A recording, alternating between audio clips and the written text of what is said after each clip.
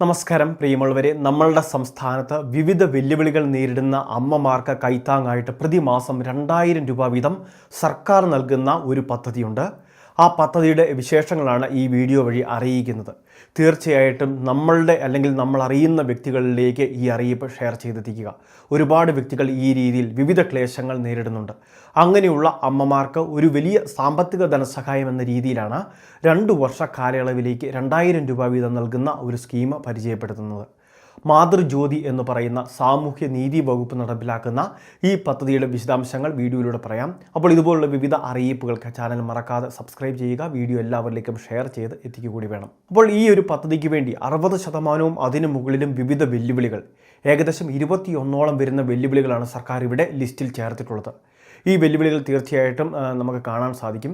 ഈ സ്ക്രീനിൽ കാണിക്കുന്ന വിവിധ വെല്ലുവിളികൾ, ഈ വെല്ലുവിളികൾ ഏതെങ്കിലും നേരിടുന്നവർ നമുക്കറിയാമെങ്കിൽ, അങ്ങനെയുള്ളവരുണ്ടെങ്കിൽ അവർക്കാണ് മാതൃജ്യോതി പദ്ധതിയുടെ 2000 രൂപ വീതമുള്ള ധനസഹായം ലഭിക്കുന്നത്.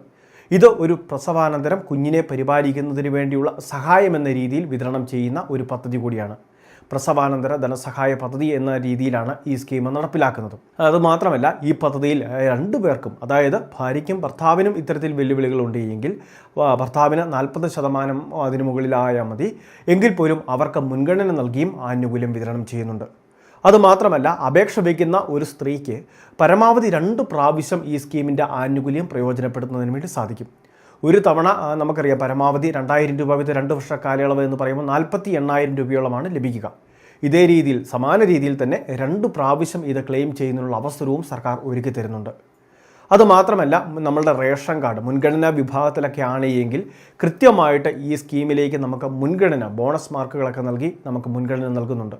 അല്ലെങ്കിൽ നമ്മളുടെ വരുമാന സർട്ടിഫിക്കറ്റ്, അല്ലെങ്കിൽ നമ്മൾ BPL കാർഡിന് യോഗ്യതയുള്ളവരാണ് എന്ന് തെളിയിക്കുന്ന വില്ലേജ് ഓഫീസറൊക്കെ സാക്ഷ്യപ്പെടുത്തുന്ന സർട്ടിഫിക്കറ്റുകളോ സാക്ഷ്യപത്രങ്ങളോ ഒക്കെ ഇതിൻ്റെ ഭാഗമായിട്ട് സമർപ്പിച്ചാൽ മതിയാകും. ഇനി ഇത് മാത്രമല്ല, നമ്മളുടെ ഡിസ്ചാർജ് സർട്ടിഫിക്കറ്റ്, പ്രസവാനന്തരമുള്ള ഡിസ്ചാർജ് സർട്ടിഫിക്കറ്റ് ഉൾപ്പെടെയുള്ള കാര്യങ്ങളുണ്ടാകും. അതോടൊപ്പം തന്നെ കൃത്യമായിട്ട് മെഡിക്കൽ ബോർഡിൻ്റെ നമ്മളുടെ വൈകല്യം ഇത്രയാണ്, ഇതൊക്കെയാണ് എന്നൊക്കെയുള്ള കാര്യങ്ങൾ കൃത്യമായിട്ട് സാക്ഷ്യപ്പെടുത്തിയ മെഡിക്കൽ ബോർഡ് സർട്ടിഫിക്കറ്റുകളുണ്ടാവും. അതോടൊപ്പം തന്നെ നമ്മളുടെ മറ്റ് വിവരങ്ങൾ, നമ്മളുടെ മേൽവിലാസം തെളിയിക്കുന്ന രേഖകൾ ഉൾപ്പെടെയുള്ള കാര്യങ്ങൾ, നമ്മളുടെ റേഷൻ കാർഡിൻ്റെ പകർപ്പ് ഉൾപ്പെടെയുള്ള കാര്യങ്ങൾ, ഇങ്ങനെയുള്ള വിവിധ കാര്യങ്ങൾ കൂടി ഇതിൻ്റെ ഒപ്പം തന്നെ നമ്മൾ അപ്ലോഡ് ചെയ്യേണ്ടതുണ്ട്. ഇനി ഇത് മാത്രമല്ല, ഭർത്താവിന് വൈകല്യമുണ്ടെങ്കിൽ അത് തെളിയിക്കുന്ന രേഖകൾ ഉൾപ്പെടെയുള്ള കാര്യങ്ങൾ, ബാങ്ക് അക്കൗണ്ടിൻ്റെ ഡീറ്റെയിൽസ്, ധനസഹായം അക്കൗണ്ടിലേക്ക് ലഭിക്കുന്നതിന് വേണ്ടിയുള്ള നടപടിക്രമങ്ങളുടെ ഭാഗമായിട്ട് അത്തരം കാര്യങ്ങൾ, അതുമാത്രമല്ല ഉദ്യോഗസ്ഥർക്ക് നമ്മളുമായി ബന്ധപ്പെടാൻ നമ്മളുടെ ഫോൺ നമ്പർ, ഇമെയിൽ ID തുടങ്ങിയ കാര്യങ്ങൾ. അപ്പോൾ ഇങ്ങനെയുള്ള കാര്യങ്ങളെല്ലാം ചേർത്ത് വേണം നമ്മൾ അപേക്ഷകൾ സമർപ്പിക്കുന്നതിന്. ഇനി അപേക്ഷകൾ സമർപ്പിക്കുന്നതിന് വേണ്ടി നമുക്ക് അടുത്തുള്ള ഓൺലൈൻ സർവീസ് സെൻറ്ററിൽ സമീപിച്ചാൽ മതിയാകും.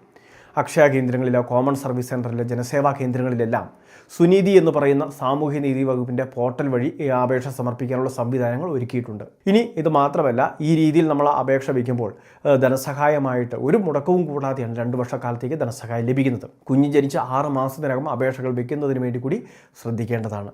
6 മാസത്തിന് ശേഷമൊക്കെയാണ് അപേക്ഷ വയ്ക്കുന്നത് എങ്കിൽ അതിൻ്റെ കാരണങ്ങൾ ബോധിപ്പിക്കേണ്ടി വരും. അല്ലാത്ത പക്ഷം ഒരുപക്ഷെ അപേക്ഷ റിജക്റ്റ് ആവുന്ന സാഹചര്യം വരെയുണ്ട്. അപ്പോൾ പ്രധാനപ്പെട്ട മാതൃജ്യോതി എന്ന് പറയുന്ന സർക്കാരിൻ്റെ പദ്ധതി ഇത് അറിഞ്ഞിട്ടില്ലാത്തവരിലേക്ക് നിങ്ങൾ ഷെയർ ചെയ്ത് എത്തിക്കുക. അപേക്ഷകൾ സമർപ്പിക്കാനുള്ളവർ അപേക്ഷകൾ സമർപ്പിക്കുക. വളരെ പ്രധാനപ്പെട്ട ഒരു ഇൻഫർമേഷൻ. ഇതുപോലുള്ള വിവിധ അറിയിപ്പുകൾ തുടർന്നും ലഭിക്കാൻ ചാനൽ സബ്സ്ക്രൈബ് ചെയ്യുക, ഫോളോ ചെയ്യുക.